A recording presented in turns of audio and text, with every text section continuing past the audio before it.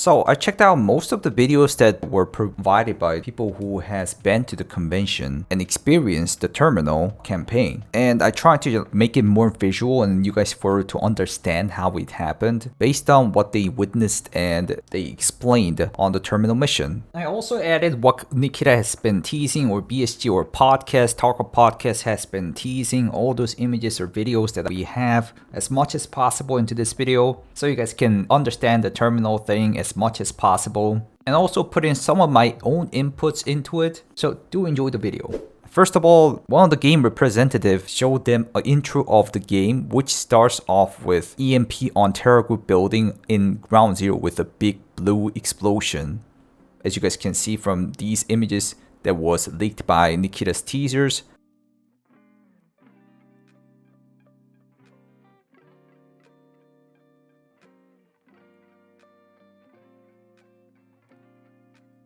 And interestingly, the whole raid is going to be a co-op PVE type raid, where you can go in as a squad. All these content creators who went to the convention played as a duo or trio, and etc. At the start, it shows a cutscene, which is an in-game cutscene rather than a live action, showing you entering the terminal, which was also teased in Tarkov podcast. Story itself is similar to the last part of the raid series, which is a Tarkov movie that BSG made, which has 37 million views, which is really good video if you guys want to check it out. Anyways, it's really similar to that. Bear and Yusek cooperates to go into the terminal for escaping from Tarkov, which gives you why you can squat into the terminal raid. You'll be able to see the Tarkov secure container, and Tarkov members can be seen in the cutscene, which I will show you guys some images about it, and while your weapon will be taken away. While weapons are taken, you are led to the locked room to talk to some important personnel. That's when you are first allowed to actually move your character, but which will break down to a chaos and cutscenes will begin soon again. Here is a simple top-down sketch map that OnePack showed in his video for better understanding. A battle breaks same as the raid series battle. The walls break, scabs flood in, and then fight between Lua faction and then the scabs breaks down. The cutscene ends and you can actually get out of the locked room, play finally. You walk out and see Ruaf versus Scabs in-game rather than a cutscene, see mortars dropping, and then the cranes falling, and then walls blowing, and etc. happening in live action rather than a cutscene. It will even make your character stumble, which is kind of interesting. Could be one of this leak that Nikita did before. You could see the Molotov-like fire on the ground blocks the left, and the right side is fenced off. So forward is the only way, which seems occasionally you'll have mortar strikes on you. Which if it's like right now already, it doesn't really damage you. As you guys can see in this scene that I experienced, I got hit by the mortar strike, the blue flare, directly on my head, but it doesn't really damage you, rather damage your armor.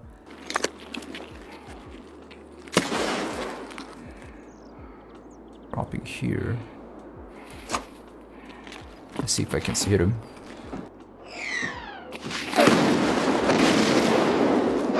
Guys! Ah! So they do sense it and run away. I thought it was only the cultist. Ah! What the f- Did I take that with my head? Did I actually block that? I think I actually blocked it. Top nade. Mortar strikes damages are so bad. Forward is the only way, which seems occasionally you will have mortars striking on you.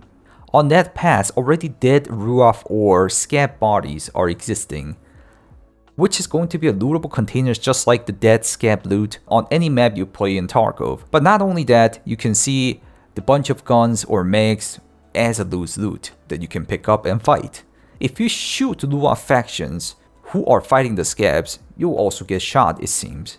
Seems like there was 3 objectives, as third one to be the last to swipe a card at a certain gate and escape from Tarkov via hovercraft as far as I can see. These objectives were hindered by Black Division members rushing to the armory to grab initial gear that was taken into raid at the start, and fighting with those gears was the best way to fight off Black Division, one of the content creators said. The armory looked like, I'm personally thinking it's gonna be look like the keyboard arms at interchange where the guns are hanging out as loose loot, as content creators were calling it as a lockers or some big stashes. So it could be like just a container with a big stash, but it looks like a locker. But you need to get the key from certain location and you need to go back and then unlock the locker and then get your gears back. The Black Division members were similar to rogues and rogue bosses, but they would more flank and provide cover fire for other member.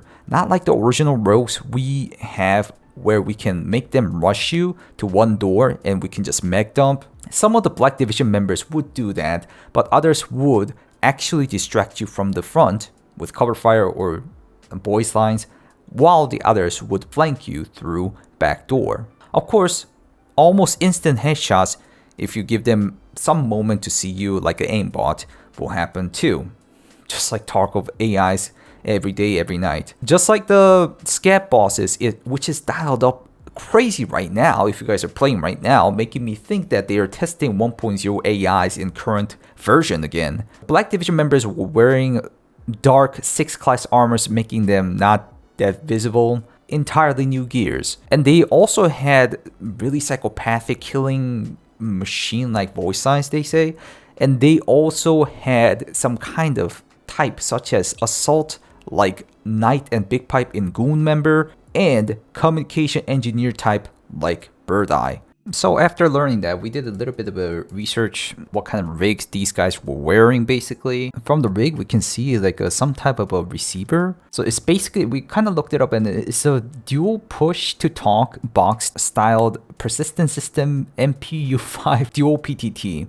It's for the users who need to monitor and talk on 2 nets at once. So very likely that's gonna be the guy who assaults, who's wearing that rig. And the other guy, well, basically he has a big backpack just like Bird Eye with his big communication backpack. So you can use the raw faction AIs for your advantage, but they won't buy that much time, people are saying. Even BSG mentioned that they tried no player raid with only AIs and the raw faction AI would fight the Black Division members, but Black Division members would always win. And this keycard you need to look for escaping from Tarkov, you have to find it from one of the Black Division members who is an engineer, which I just mentioned about their types, and would be in his pocket. Then go for the gate with that keycard to swipe the card. On that gate, it seems like there's multiple different SCAV bosses that can spawn.